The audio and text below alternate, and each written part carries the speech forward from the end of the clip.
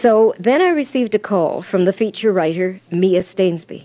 And Mia said, I've been to see Michelle's mother, and she mentioned that you knew a great deal about this subject. I said, yes, what do you know about it? And she said, well, we know nothing about it, nothing. And I said, you cannot write about this subject because it's so complex unless you do some homework. Well, I give them credit. She did do homework, and she became quite fascinated with the whole story and called me again and finally said, we want to do an article on this. And it's going to be a larger article than what we thought. So she said, can we do an interview with you right now? They came and spent many hours with me. And it went on from there. After they left, it grew. The story grew. The editors began to love it. I got calls from the editors. They said, Elaine, we cannot understand how we in the media have never even heard of this. And it's a Canadian discovery. And it goes back so long. So they said, we're going to make a feature article out of this. Well, there it was. I opened the paper one day and there was the article. So that's how the Vancouver Sun article came about in May the 16th, 92.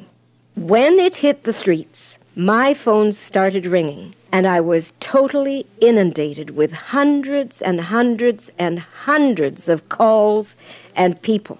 It was impossible to handle it. Calls were coming from everywhere, from the United States, from Eastern Canada, then it grew.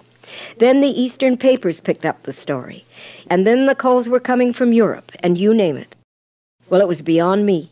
Fortunately, before this article was published, Elaine realized that in order to get this tea out to the people who needed it, she had to find a reputable, well-established manufacturing company in the natural health industry. Now, prior to the Vancouver Sun coming out, I had met with Flora Manufacturing and Distributing.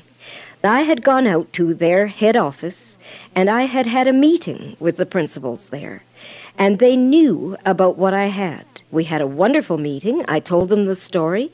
We took a liking to each other, and it was just as simple as that. Then the newspaper article came out, and for about 5 weeks, Elaine was able to handle the load. From the first call on, the people that were calling me cried and sobbed to think that they finally contacted somebody that would listen to them. And this went on and on for 36 days and nights. The only times the phone stopped was when I took them off the hook. And I would flop into my bed under a sea of paper. Paper was everywhere. Cars were lining the streets. People were coming up my front door, my back door. My living room was full. This was just beyond me. So I met with Flora Manufacturing and Distributing again.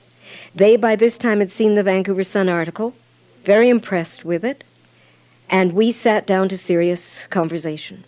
And they agreed to help me and take this off my hands. They had the facilities. They had all the capability. They're known as a company full of integrity and only wanting quality products. So to me, it was a blessing, an absolute blessing,